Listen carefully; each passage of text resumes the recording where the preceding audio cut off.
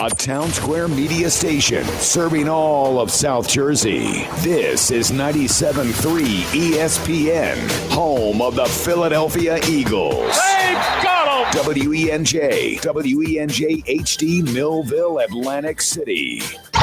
This is Game Night with Josh Hennig on 97.3 ESPN and the free mobile app. Now, live from the Matt Black Kia Studios. What a move! Here's Josh Hennig. Josh Hennig here on Game Night on 97.3 ESPN FM. Also 97.3 ESPN mobile app powered by First Bank of Seattle City. And we are live on Facebook, YouTube, and Twitter where you can watch the show. Just follow 973 ESPN. Of course, we are live in the Matt Black Kia Studios. Matt Black Kia, then we'll get you approved today. Matt Black Kia, Black Horse Pike, Egg Harbor Township. Visit them online at mattblackkia.com. Of course, Sixers get a big win last night, a definitive win for them and this series. So we will talk about that. Also, the Eagles make some moves today, procedural moves, roster moves, but still it needs to be discussed because one of the moves I think is very, very telling. We'll get to that as well. It's Weinberg Wednesday. Dabe Weinberg will join the show coming up at 6:20 tonight. And as always, you can join the conversation. You're listening on 97.3 ESPN FM or the 97.3 ESPN mobile app. Text board is open. 609-403-0973 is the text board. 609-403-0973.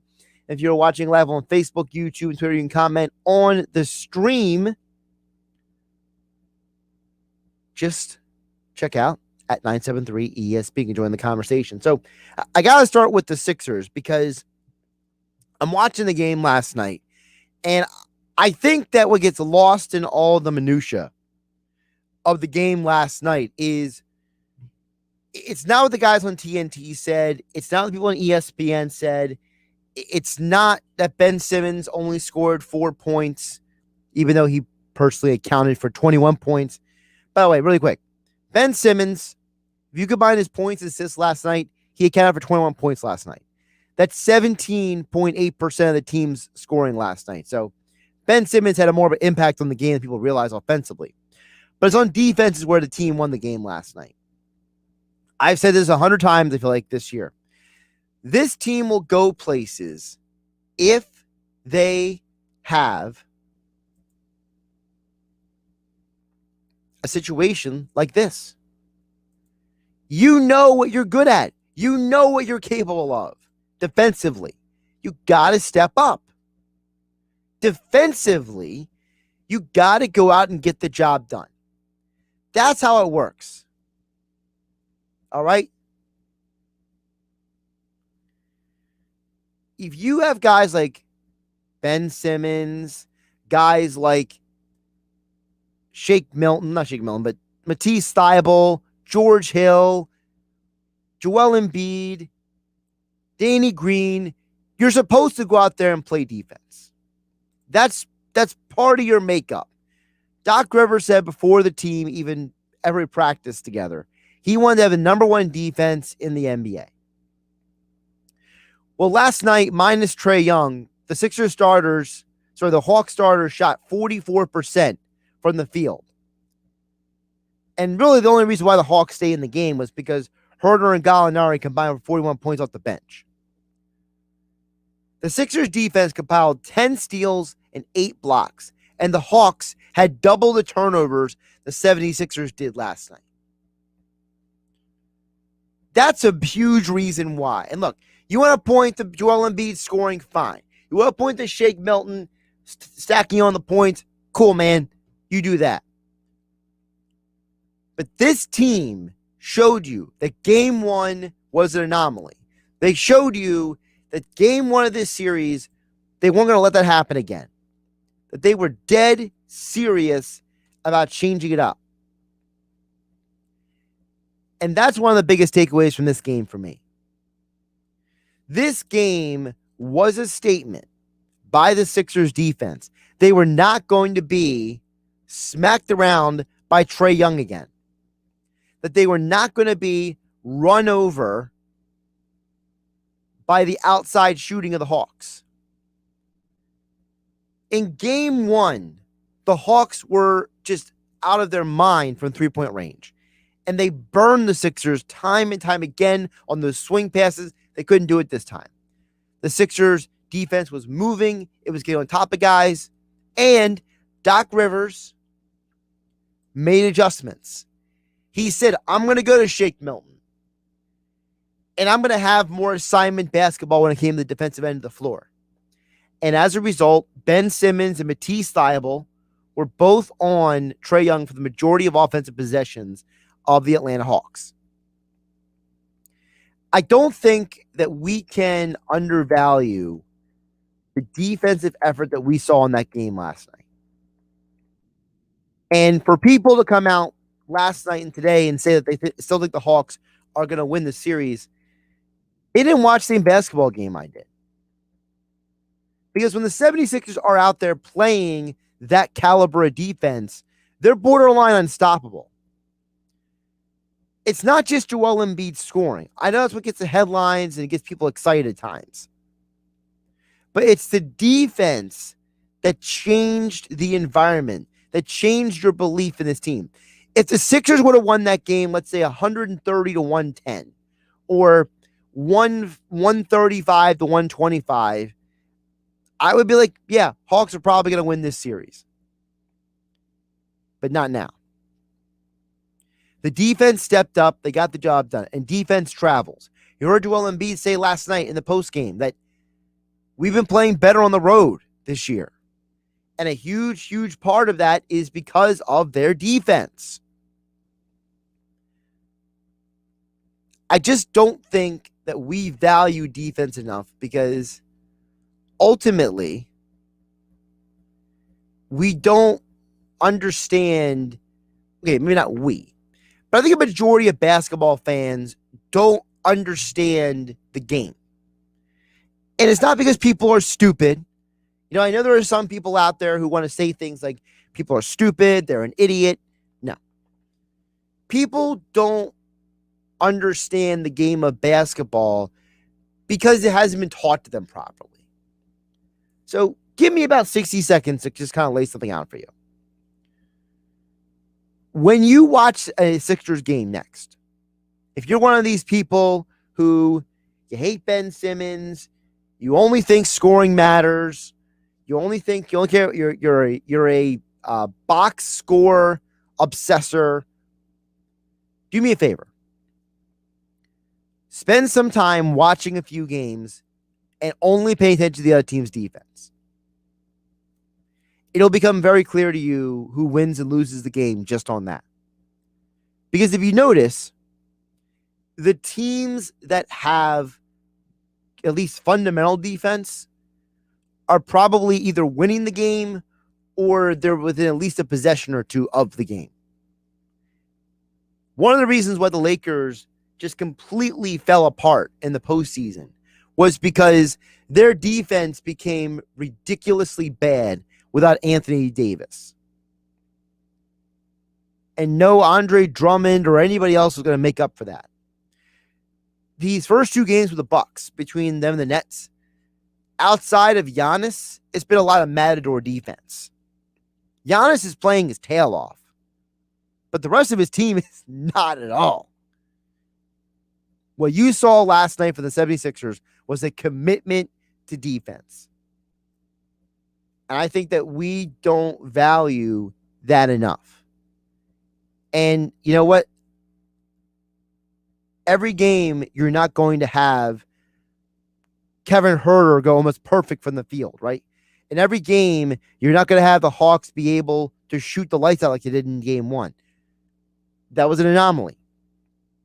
And I told you guys before, Embiid or no Embiid, I think the Sixers win as the series progresses because they will find their feet. Their defense will get the job done. And I think that's how you win games, is starts on the defensive end for the 76ers. If this team was built differently, I would point something a little different. But again, when you watch a game of basketball, don't undersell the defensive side of the ball. Game night here on 97.3 ESPN. Text board is open at 609-403-0973. If you're watching on Facebook, YouTube, Twitter, and comment on the stream. Rodney, as always, we'll get to your comments and others a little bit later in game night. I also want to hit on the Eagles news that came down today because to some people, this may seem a little insignificant, but it's not to me. I'll explain why. So the Eagles have waived a couple people, including Trevon Grimes, the wide receiver from Florida, as well as the enigma of quarterback known as Jamie Newman, who was at Wake Forest, and we'll get into his story in a minute. But these moves tell me how different this Eagles coaching staff is compared to previous groups. It seems like in the past, when it was Doug Peterson or Chip Kelly, they were very much say, we're going to do everything we can to make it work with the players that we have. It's not the case anymore. You have a coaching staff that says, if we don't need the guy, we don't need him. The Eagles literally only had 3 quarterbacks on the roster coming into today. Now they only have 2. They cut a guy in Jamie Newman, who was the 3rd quarterback on the team, had been with them for at least a month now. They cut the only other quarterback on the team that can take the extra training camp reps, that can play those extra minutes in a preseason game.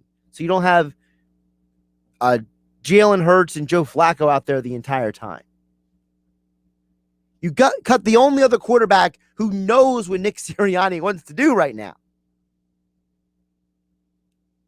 You got rid of him.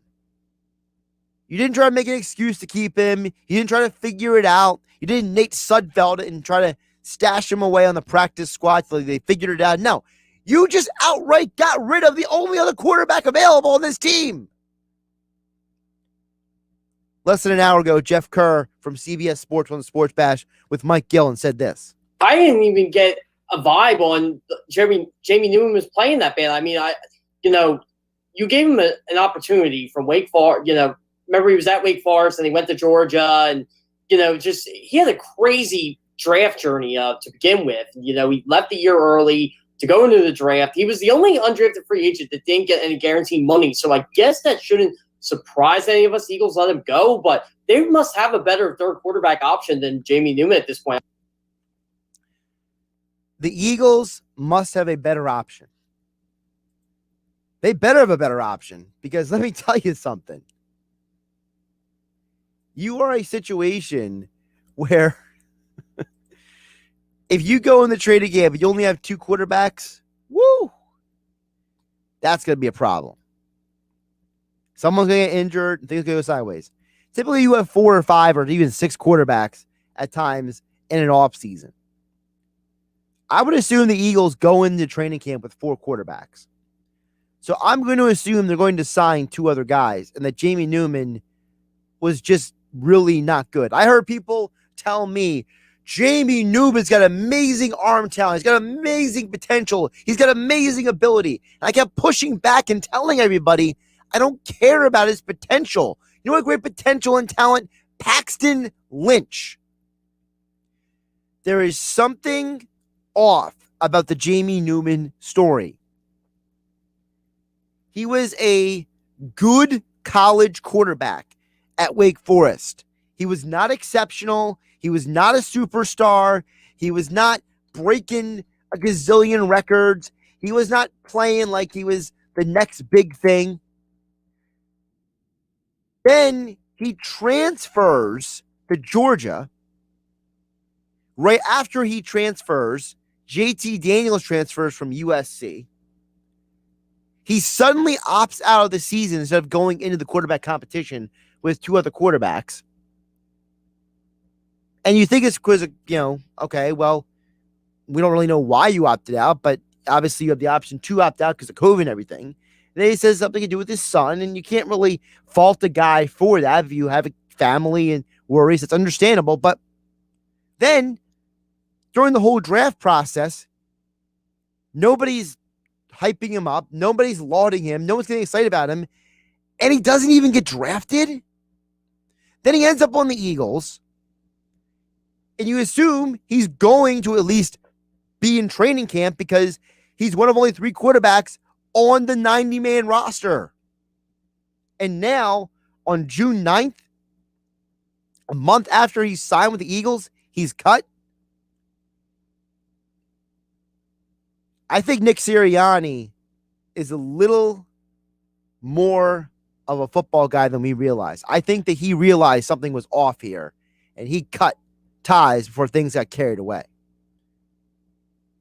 Josh Hennig here on Game Night on 97.3 ESPN. We'll talk more Eagles and other topics in the sports world with Dabe Weinberg coming up next here on Game Night on 97.3 ESPN FM, 97.3 ESPN mobile app. And we are live on Facebook, YouTube, and Twitter, where you can watch the show Weinberg Wednesday next. It's Sixers playoff basketball Friday night on 97.3 ESPN with the voice of the 76ers, Tom McInnes, calling all the exciting Sixers playoff action. Free ball from the hash marks up and good. Oh, yeah. Jake Phillips with a triple. It's Sixers Hawks Game 3 Friday night. Coverage begins at 7:30. Philadelphia 76ers playoff basketball on your radio home of the Sixers in South Jersey. 97.3 ESPN.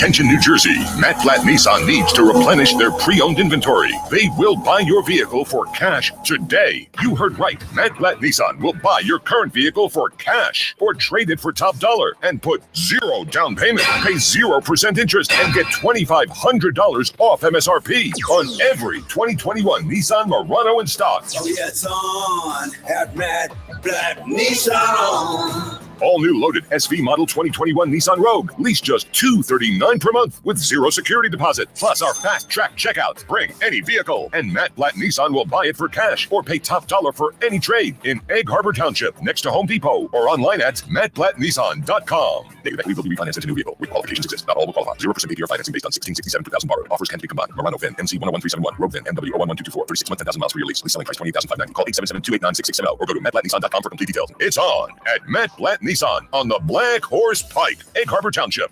You're listening to Game Night with Josh Hennig on 97.3 ESPN and the free mobile app. Josh Hennig here on Game Night on 97.3 ESPN. We'll get to your thoughts and comments a little bit later in the hour. Of course, text board is open, 609-403-0973. We're also live on Facebook, YouTube, and Twitter. We will go right now to the Boardwalk kind of hotline. He joins us each and every Wednesday here on Game Night for a Weinberg Wednesday. That's right, Dabe Weinberg is back, and he joins me right now here on 97.3 ESPN. Dave, how you doing today? I'm doing well, Josh. No beach today, but it's still a good day. Well, you've gotten so many beach days in. I think you've I think you have enough stored up just in case. You know what I mean? Yeah. I guess I was due for a break. Well, one of the interesting things that happened today, and I didn't expect to have this conversation with you today, so thanks to the Eagles for popping up a random story in my face today. But I saw when the Eagles make a couple roster moves, and to the traditional person, they may say, Dave, Trevon Grimes, Jamie Newman, okay, whatever. But to me, it's not okay, whatever, because it seems to me that this coaching staff, Dave, they're pretty decisive. They're saying, look, we saw these guys for a month and we're moving in a different direction. And I don't remember, Doug Peterson or Chip Kelly being this, for lack of a better term, impatient with young players. You only had 3 quarterbacks right now on the roster. Now you're down to 2. I mean, this guy wasn't costing you a lot of money, and you just said, you know what, we're moving on. And this seems very different than past coaching staffs. Yeah, they do seem a little bit more decisive, I guess. But they're, I guess the quarterback, didn't show much in the OTAs. I mean, that's not terribly unusual. I mean, but that just tells me they're going to try and look for someone else. Usually that happens like during the preseason, like somebody will cut somebody and then they'll pick them up. The Eagles have been known to do that in the past. So I wouldn't read like a whole lot into it, but yeah, it is worth noting that they're just down to 2 though. Yeah, you're right. Yeah, it's just surprising to me. And and I don't hate Jamie Newman. I never met the guy, but it just seems like, his whole story was strange. He's going to transfer to Georgia. Then another quarterback transferred in. Then all of a sudden he opts out. He says it's because of his son. I can't judge him. I don't know the man, but he doesn't get drafted at all. He had no guaranteed money. He was the only undrafted guy who signed for no guaranteed money with the Eagles.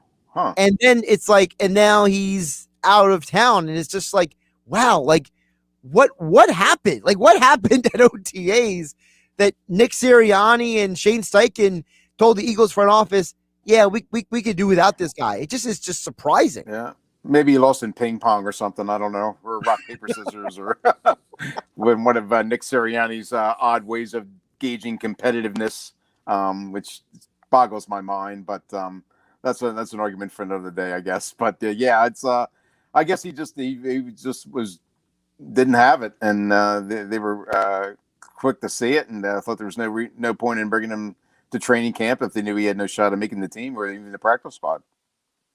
Well, one of the things we do know for sure is that Jeff Stoutland spoke to the media today. Yeah, that was funny. Well, first of all, Stoutland's a good time. Anytime you listen to him, he's a great guy. Yep. You can tell how much that guy loves football, right? Mm-hmm.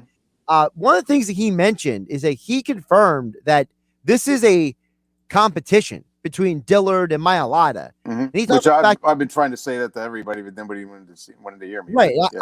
I've been saying, how could it not be a competition? But what do we know? We're just a bunch of people. But anyway, sure. But, Stoutland, he was very definitive in saying, look, this is a competition. These are 2 guys who it's my job to put them in a position to be the best version of themselves for this team.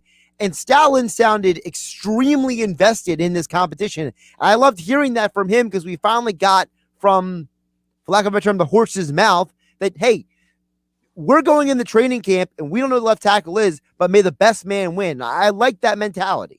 Yeah, I do too. I mean, Nick Sirianni has been preaching that, every position is up for grabs, which really isn't true. But I've always thought the left tackle was one of them that would be. Jordan Mailata had a decent season last year. Andre Dillard was hurt, obviously, so he didn't get a chance to show much what he could do. But he was the number one pick, and you're not just going to give up on a number one pick without giving him an opportunity to win that job. And Jordan made a lot of progress, but there's still a lot of work still to be done. And if Andre plays better than him in training camp and in preseason, which I personally suspect that's going to happen, but I don't know for sure. But yeah, and I was impressed with Andre too. He was saying how this kind of lit a fire under him that he's never had before, which is encouraging. That he's taking this seriously.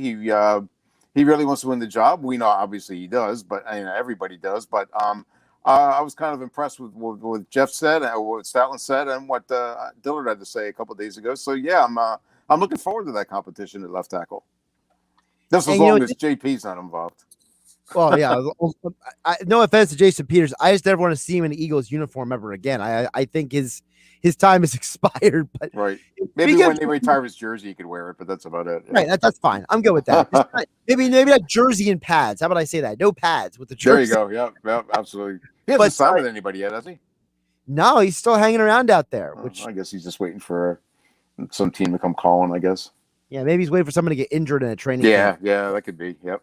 But, with that being said, to me, I think the other thing with this tackle competition is these are two very different players because, Mailata, his story is famous, never played American football. He's only playing for a few years, and he was a serviceable left tackle last year. He was not some guy getting blown off the line every snap. And then Dillard, he was an elite pass blocker, a very below average run blocker coming out of college. Right. And you have one guy who's basically a physical freak in Mailata, and then you have Dillard. They call him the dancing bear. So, whoever wins this job, you're getting a very different player at that position, but you're still asking them to do the same thing.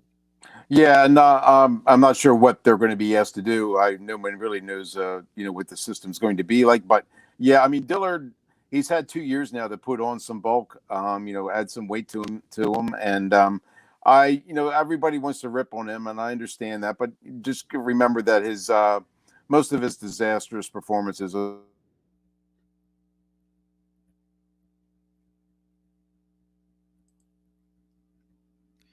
We have a bit of a technical glitch with Dave. I'm going to have him reset his connection there. Dabe Weinberg joining us for a Weinberg Wednesday here on GameNight on 97.3 ESPN. Josh Hennig here hanging out with you. Typically, we talk with Dave each and every Wednesday. And, one thing the left tackle position as well that's interesting is that when you think about the left tackle situation, Mailata and Dillard, I would say both of them bring different things to the table. Mailata is a guy who he can be, in my opinion, a very physically intimidating player. Whereas Dillard's a guy who I think that if he puts on a little more size, he can be that kind of guy. But I don't think it's by his nature that's his skill set. So, he's more of a finesse guy. Mailata is more the power guy. So that's why I'm saying, to me, whoever wins this, you're still asking them to play certain roles in this offense, but the way it's going to play out, it's just going to play out a little differently. So it's going to be very, very interesting to see how that works out with those two guys. We got Dabe Weinberg back now. Dave, you got me now? Yeah, sorry about that. I don't know what happened there. My sound went haywire there. It's all good. Well, technology is a blessing and a curse. That's how I look at it. There you go. The other thing is I'm better at it than Pete Thompson, I'll tell you that. I'm going to save that cut now and make sure I send it to but speaking of Stoutland, the other thing he said was interesting to me, Dave, was that he talked about Jack Driscoll today and about how impressed he was. He was better than he thought he was going to be, and how he envisions him as potentially maybe even being a starting tackle in this league. So for Stoutland to speak that highly of a guy that got limited time last year tells me that the Eagles kind of have a plan right now for what they want the depth chart to look like on the offensive line, and Driscoll has a definite role on this team this upcoming year. Yeah, I mean, I would expect him to be maybe the swing tackle to start the year. Lane Johnson is definitely going to be the right tackle, but who knows how that's going to pan out given his injury history. So yeah, I think I could definitely see a scenario where Jack gets some playing time here, even if they want to just like spell one of the left tackle or the right tackle and plug him in there for a series or two here and there. But yeah, the Eagles have always done a very good job, Stoutland specifically, of building depth along that offensive line, having guys play multiple roles so that they're willing to and able to just step right in without missing a beat. Cross training, if you will, I guess is the latest term for it. But yeah, it would be the more available, experienced offensive lineman you have on your roster, the better off you're going to be, and that's the way they would approach it. Now, if Mailata wins this competition, Mm-hmm. what do you expect to happen to Dillard? Does he stay on the roster? Do you think he gets traded? What do you think happens there? Well, that's kind of a tough what if, but I don't know that. If someone were willing to bowl him over with an offer, I would think they would consider trading him. But you don't just give up on first-round picks like that. I would still think that he would have a future in the team. They might. I don't know if they want to throw all their eggs in the Jordan Mailata basket, and maybe they would just keep Andre in the event that Mailata struggles, and then you have Andre to come back. Although that's going to be really tough on Andre's psyche. I mean, I don't know how he would deal with a demotion like that, but when you're going to have a guy like lose a battle like that, it's going to be tough to keep him engaged and to keep him on top of things in case that when he does have to go back in, that he's really ready, willing to go. But yeah, I would expect them to keep him around if that answers your question. Dabe Weinberg joining us here on Game Night on 97.3 ESPN, a Weinberg Wednesday, at Dabe Weinberg 19 on Twitter. Make sure you check out his extra point columns as well over at 97.3 ESPN.com. Dave, big night tomorrow night for Fight World, because in a world where people like Logan Paul are getting a lot of coverage, which disgusts me. I know you and I are in the same boat. First of all, Floyd knocked him out and held him up. Okay, absolutely true. I saw the highlight. I didn't have to pay for it. I saw the highlight. No one can convince me otherwise. But yep, neither here nor there. Same. The big thing in the fight game right now is Clarissa Shields tomorrow makes her debut in MMA in Atlantic City. And, she made a comment this week. I was on the press call on Monday, Dave, and she was very overt because somebody, and no offense to the person asking the question, but I think some people don't realize how smart she is, because they tried to ask the question, Clarissa, how smart Clarissa is, because they tried to slip a question by her. Okay. She said, listen, I'm not James Toney.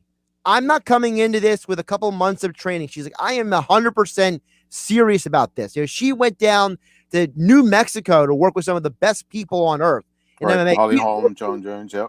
Right. John, Greg Jackson, MMA, John Winkle, all those people down there. And her focus coming into this is incredible. And I have to believe a competitor, an athlete like her is not just going to take advantage of this opportunity, but that she's going to run with it. Yes, I think so. I think she has the right attitude, although I don't think this is going to be as easy as she thinks it's going to be. I happened to listen to a YouTube video of Brittany Elkin today, and I think she's going to be taking Clarissa into waters that she's never been in before. And her MMA record isn't the most impressive. It's 3-6.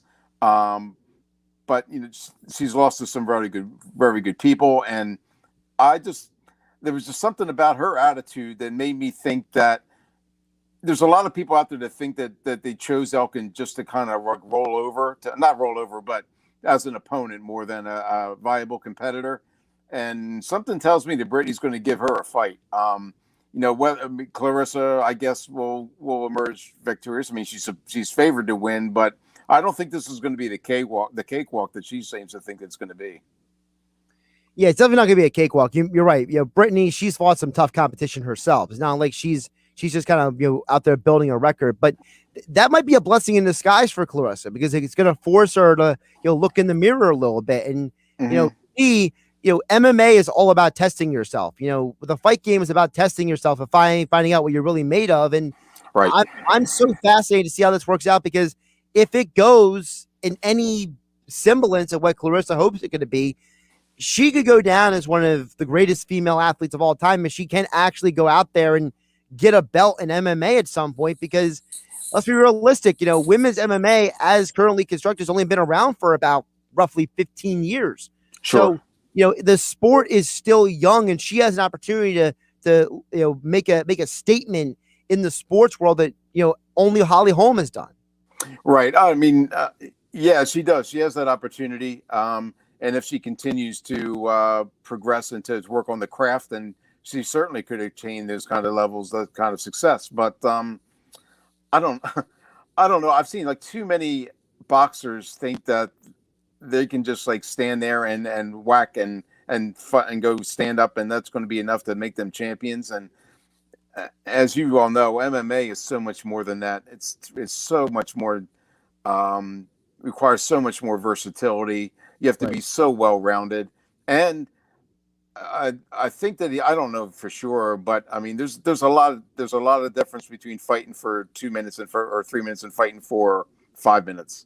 And the stamina is definitely going to come into play tomorrow night. I'm sure Clarissa has trained, obviously she has trained to handle this, but until you're actually in that cage and the bell rings and it's just you and the other girl, and she's a I don't know, black, purple, whatever belt you want in jiu-jitsu. I mean, she's gonna make Clarissa do things that she's never had to do before, and I'm just curious to see how she handles that. If she can handle it, then great. Then maybe she will be able to fulfill that kind of those kind of expectations that everybody has. But until she actually does it, I'm going to withhold my enthusiasm, I guess. The one other thing I wanted to ask you, Dave, is what are the similarities or differences in your eyes between what Holly Holm was as a boxer and what Clarissa was as a boxer? And, why was it that Holly was able to make the transition that she did? Clarissa's the better boxer. I think Holly was probably more versatile. I'm not really sure. Well, that's a tough question. What separated them from? I mean, Clarissa was a two-time, Olympic gold medalist as a boxer. She's been around the sport her whole life, so that's what she's used to. That's what she was able to. But the lack of power kind of gets my attention a little bit. I mean, it seems like the most successful people are allowed. They're able to deliver one-punch knockouts, like you saw Holm did with Ronda Rousey. They was kind of able to really take people apart, and she wasn't. Clarissa didn't do that as a fighter. I mean, she was obviously, tremendous and won belts in 3 weight classes, but she didn't knock a lot of people out. And I'm curious if she will be able to do that, smaller gloves and all that stuff. Maybe in the MMA, maybe her power will resurface, and if it does, then maybe she will be able to attain what Holly Holm did. But I'm not sure that she'll be able to do that yet. By the way, people can watch it on television tomorrow night, PFL MMA over on ESPN2. So by the way, just between you and I was really disappointed in the PFL. I was intending to go to the fight and cover it for 97.3, and they're really stuck on this bubble thing. Even though the standards are relaxed, they're not allowing media in there, which I thought was really disappointing because the more attention they could bring to this, the better off they would be. I think it would be a great for Ocean, for entire Atlantic City, for them to allow some fans in. Now it's just like invited guests. I think they're really missing the boat on this, but hopefully they'll be back in town soon. Yeah, well, I mean, I could say this. I talked to the CEO a couple months ago, Peter Murray, and he confirmed they're going to be back in Atlantic City next year. That's the plan. Oh, that's good. But I do find it very interesting because you mentioned about the whole select thing. That's what happened with the MAC tournament too in Atlantic City. Now that was a couple months ago. That's before things are they are now. Things are very different now than they were back in March. But even then, they only allowed select friends and family in terms of attendance in the building, and it was like I didn't fully understand. Like, you're in Atlantic City, don't you want to take advantage of the attention that you can get from being in Atlantic City? And it's one of those deals where, talked about this before. I feel like people look at Atlantic City the wrong way. You know what I mean? Like they don't appreciate, the location. They don't appreciate the dynamic. They don't appreciate, what that city represents and what it can represent. I think some people, and the PFL, I think understands it, but I think they're so, how do I put it? They're so dedicated to this bubble that they feel like that they have to follow it through, if that makes sense. I guess. I mean, I agree to that. I agree with that to some extent. I mean, they were in a position when they first came back to town this year, where the bubble made perfect sense. I mean, New Jersey had fought, the control board had fought for months just for the opportunity to bring combative sports back to Atlantic City, and they were resisted by the governor and various officials, and then they finally got the clearance. So I guess I understand erring on the side of caution at that time, but now it just seems like I don't think there'd be anything wrong with allowing, I don't know, 5,000 fans in there or 3,000 fans. I don't know what the number would be, but clearly more than what they're allowing now. He's Dabe Weinberg at Dabe Weinberg 19 on Twitter. Check out his extra point columns over at 973ESPN.com. Also, the podcast is Tequila and Touchdowns with Dabe Weinberg. He joins us each and every Wednesday for a Weinberg Wednesday here on 97.3 ESPN. Dave, always appreciate the time and the conversation. Oh, thanks, Josh. I appreciate it as always. Talk to you next week. Josh Hennig here on Game Night on 97.3 ESPN.